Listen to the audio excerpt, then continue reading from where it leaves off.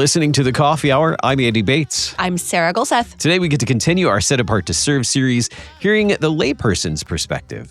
Today's episode of The Coffee Hour is underwritten in part by Concordia University, Wisconsin. You can learn more about Concordia University, Wisconsin by visiting cuw.edu. Live uncommon.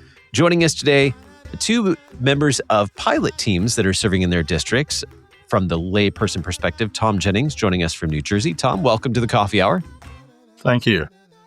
And Blake Pieper joining us from Nebraska. Blake, welcome to The Coffee Hour. Thank you. Well, I'm looking forward to hearing your stories and how you got involved with Set Apart to Serve and how you serve in your congregation. Tom, let's start with you. Tell us a little bit about where you live and family life for you and why your faith is important to you.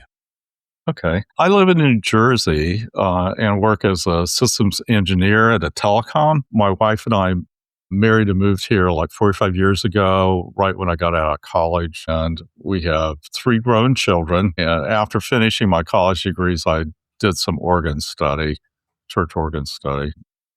I grew up not as a Lutheran, but in a family that of Christian faith. They cared deeply about God's word, and they modeled Christian commitment and stewardship, and that's carried forward into our lives and our children's lives. We and our children were received into the Lutheran Church in 2008. And it's great to be in a church with faithful teaching and classic worship. The best trained pastors there are. We want that for everybody. It's fantastic. Blake, what about you? Tell us about yourself, where you live, what you do, why your faith is so important to you. Yeah, I live in the panhandle of Nebraska near the Niobrara River. I'm a farmer. We primarily grow corn and wheat and alfalfa, and then we also have cattle. Then I live here with my wife. We just celebrated our 25th wedding anniversary, and we have 3 beautiful children, all 3 daughters, and all 3 have moved to Casper, Wyoming, actually.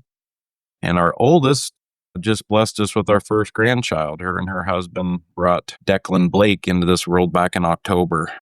And so our life has really changed. And now I even more so see why my faith is important to me, so that I can not only pass it on to my children, but my grandchildren as well. And that's why my faith is very important, or came to be more important, I should say, in my later years of my life. First half of my life, I really feel like I was just kind of going through the motions. And then once kids get involved, and then it came to the forefront for sure. Blake, how have you been involved in your congregation? What does that congregational life look like for you? I've actually been on the board of directors for the Wyoming district since 2022.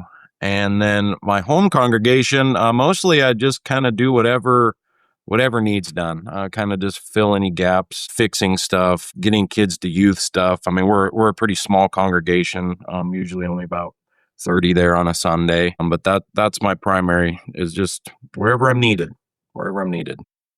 Yeah. And you said you were in the Nebraska Panhandle, but that is part of the Wyoming district. Correct. In case people are trying to do some geography math.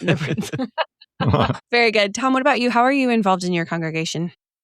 We're also a very small parish, and everybody wears lots of hats. I've served as a financial secretary, organist, and a district board member, and a convention delegate. And I do the tech support at church, the software, network, web, streaming, that kind of thing, and help with advertising and the weekly publishing we do.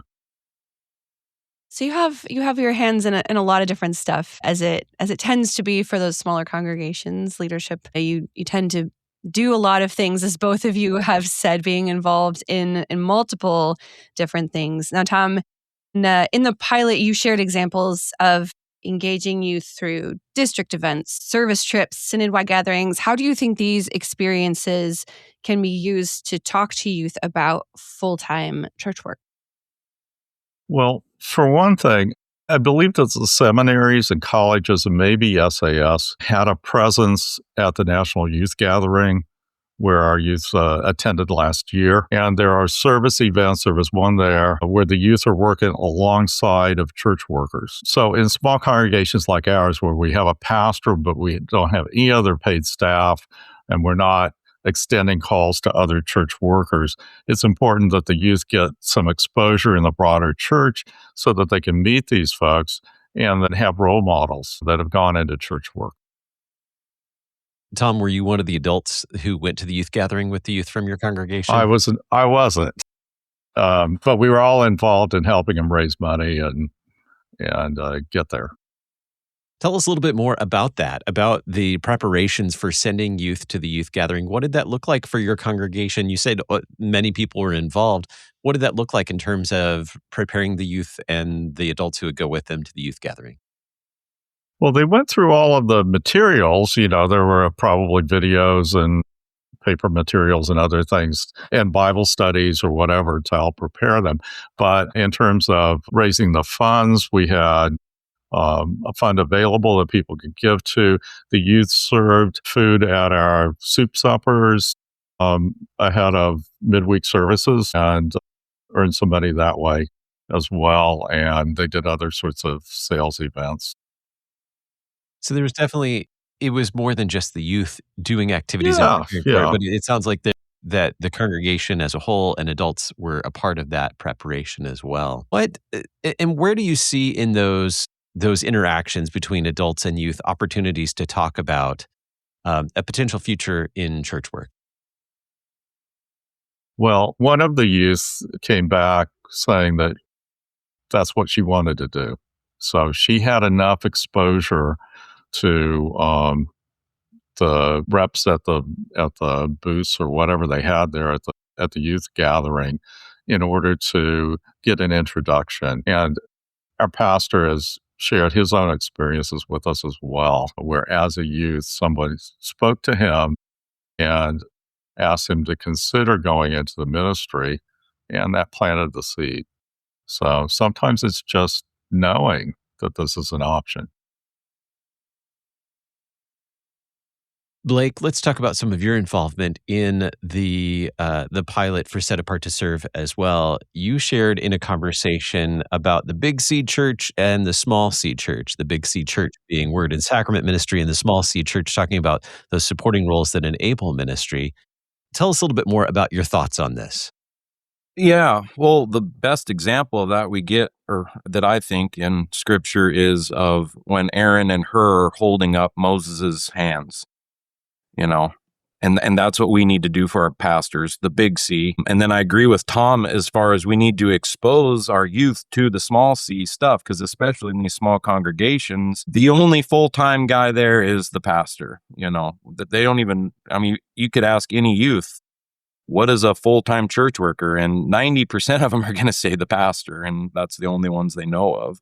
And so, yeah, we need to expose them to small C so that the pastor can concentrate on word and sacrament and preaching the gospel. And yeah, that's mostly what I have to say about that, I guess. And there's some churches in the Wyoming district that have other full-time church workers. And so getting them to youth events and stuff and getting them exposed to that stuff is important. Have you been able to have conversations with youth about these things? I know you mentioned one of the variety of duties that you have at church is making sure kids get to places where they need to be. Have you been able to have conversations with young people about what that might look like for them in a future vocation? Yeah, definitely. I'm usually a driver and that gets the kids to these. And so, you just shut the radio off and tell everybody shut your phones off. We're going to have a conversation. and usually on the way down, and then a really good one on the way back to see what we've learned and seen and heard and been exposed to. So, yeah. We are learning from participants in their district Set Apart to Serve pilot programs about their involvement in their congregation and interaction with youth in their congregation. We're going to talk more about Set Apart to Serve with Tom and Blake in just a moment. You're listening to The Coffee Hour. I'm Andy Bates. I'm Sarah Golseth.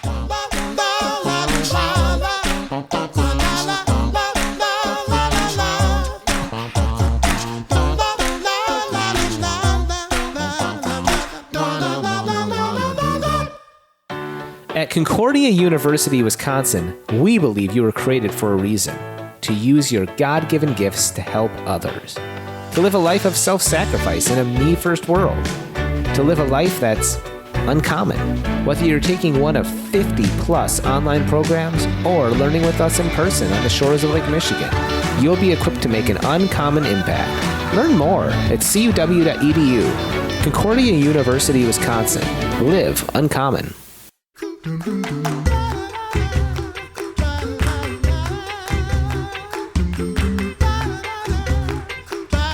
Welcome back to the Coffee Hour. I'm Andy Bates. I'm Sarah Golseth. Today we're talking with Tom Jennings and Blake Pieper about their involvement in Set Apart to Serve Pilot in their congregation, or in their district, and their involvement in their congregation interacting with youth and other adults looking at and considering full-time church work in the future. And I just realized during the break that I think we need to keep track of stats in the LCMS. I believe Blake is the second farmer in this series. Two of two, actually. Yes. So I think we need to keep stats on this, how many farmers we have in the LCMS who are caring about the lives of young people in their congregation as well. I think that, 2 for 2. Two for two.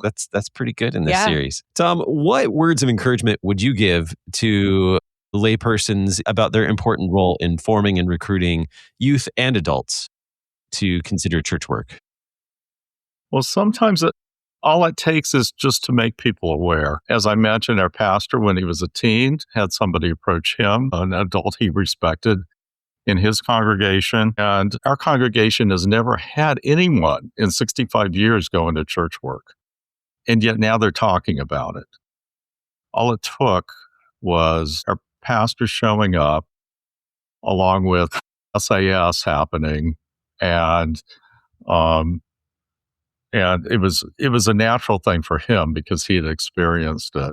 So he's kind of guiding us along and taking that out into the college campus as well, because we have a campus ministry at Rutgers.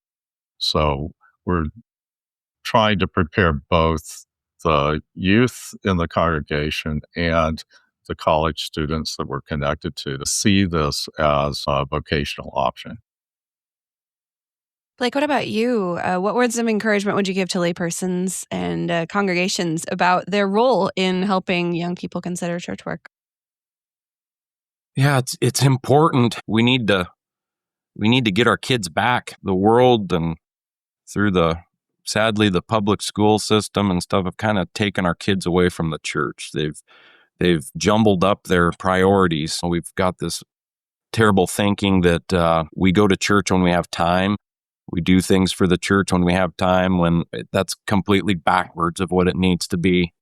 So just trying to get the kids and, get their priorities straight, and just encourage them that the world's going to fight you. They're going to tell you the complete opposite. Jesus tells us that many times, that it's not going to be easy, guys. Blake, I understand through your involvement with Set Apart to Serve Pilot that mentorship has been a topic that interests you. Can you tell me a little bit more about what mentorship looks like in the congregation?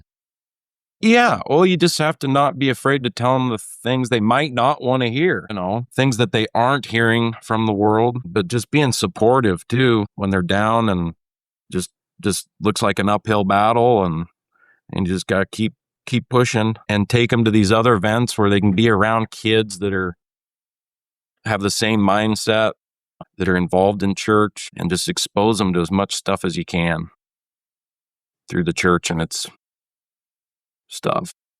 Is this something you've seen in your own congregation or in your work with the Wyoming district? Have you seen this as something that has been successful? Yes. We have a great group of kids in the Wyoming district. We do a couple events a year that are all the congregations are invited to. There's a youth retreat in Laramie, Wyoming, where the University of Wyoming is. We have a campus ministry there. So we get the younger, high school, junior high kids get to see college kids. And so that helps. And then we also have a summer camp, which is a little bit of heaven on earth for me, especially because I get to go spend 4 days in the beautiful Rocky Mountains with no cell service. So I know nothing what's going on back home. It's wonderful. But we sing hymns and do Bible studies in the most beautiful place, one of the most beautiful places on the planet. So it's great. And then I get about it takes us 5 hours to get there. So they're locked in the car with me. So we get 5 hours of good conversation. How have you seen this have a maybe a backwards effect on the adults who are involved? Has this given the adults more, I don't know, hope is maybe not the right word, but more encouragement maybe to keep that ball rolling and maybe a snowball effect of the kids being excited and making the adults more excited? Have you seen that happen? Yes, definitely. Yeah.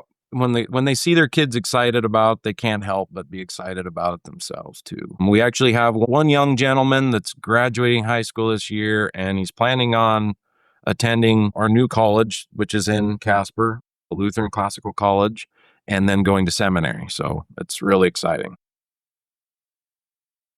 Tom, in your congregation, let's talk about encouraging people to consider church work vocations for the future. What are the opportunities that you see in your congregation to encourage either youth or adults for a second career that have come up or maybe come to mind since your involvement with Set Apart to Serve in the pilot? Yeah, the second career. I guess we'd heard of people at seminary in second career, but we hadn't thought much about it. But I think we're relying on the Set Apart to Serve resources. We're making use of your printed materials and web resources to help people understand what's possible. And the Synod is supporting as well because of the subsidies with tuition that are available at Chicago, Concordia Chicago, and at the seminaries. So I think we're all aware of that as well, and scholarships available, especially for students that go into church work, courses of study, and that can be adults as well. That can be second career.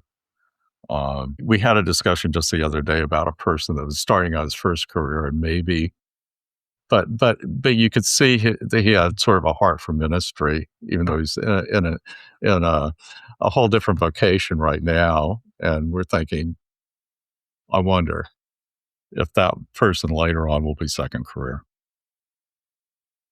Tell us a little bit about the Set Apart to Serve pilot that you've been involved with. What does that look like when you come together for a pilot? Tell us a little bit more about the events or your involvement in that, and then we'll talk a little bit more about what you've learned from that as well. We're trying to do the pilot. We're a very small district, so we're trying to do pilot activities at a district level. And as a board member, that's been a topic of interest for quite some time. We see a need to raise up people within our own congregations, send them into church work, and then they'll come back to New Jersey because it's harder to get people placed in areas that they're not familiar. So we're still kind of in the organizing phase with that. And my involvement has been primarily within this broader group that Blake's in as well, where we're just providing kind of from the field input on what we see as lay people. You mentioned these are more district-wide events for the New Jersey district. Do you happen to meet in person, or are these online type of meetings? I think there've been some of both, but I in person for sure. And sometimes they're at the district level, and sometimes it's just a set of connected churches in one region of the state that are calling youth together. There's definitely more activity. There's more of an awareness that we need to get our young adults and our youth together. Absolutely. Blake, what about you? What has the Set Apart to Serve pilot program looked like for you in the Wyoming district? So far, just the group Zoom meetings we've had with the kind of nationwide people so far. Hopefully, I think we have a meeting coming up here at the end of January where I can share what. There's one other member that was on the SAS program, John Schmall, that's also on the board of directors with me. So that'll be kind of our starting point anyway. What have you learned, Blake, from being a part of the pilot program for Set Apart to Serve? Doesn't matter what part of the country you're from, we're all in the same boat. Yeah, same issues, just getting kids involved and getting the word out of what other options there are to be a full-time church worker other than pastor. Mhm. Tom, what about you? What are some things you've learned being a part of this program? I really appreciated the interaction at the meetings and the ideas that came forth. And one particular one where a team member shared that they try to place their confirmands into some area of service within their congregation at the time that they're confirmed to keep them connected through the rest of their youth. And that seems so obvious, but an important thing to do. So, Tom, any set apart to serve resources that have been really helpful to you or that you want to highlight today? We started at the beginning with the main pamphlet that describes all the church work vocations, because I think we weren't aware of all those, and it's a very good resource. I think that's where you want to start. Blake, how about for you? Any set apart to serve resources that have really been helpful to you that you want to highlight? Yeah, I remember exact what page on the website that it listed all your options of church work, and then you could click on them and they showed you kind of what path you needed to go as far as education or who you needed to talk to next and that type of stuff. Well, thank you both for being involved in the Set Apart to Serve pilots in your district and for sharing your story with us today. I've enjoyed learning more about how you're serving in your congregation, how you're encouraging young people and second career folks to adults to consider second career opportunities to serve as well. Our guest today, Tom Jennings, joining us from New Jersey. Tom, thanks for being our guest today. Thank you. And Blake Pieper, joining us from Nebraska. Blake, thanks for being our guest today. My pleasure.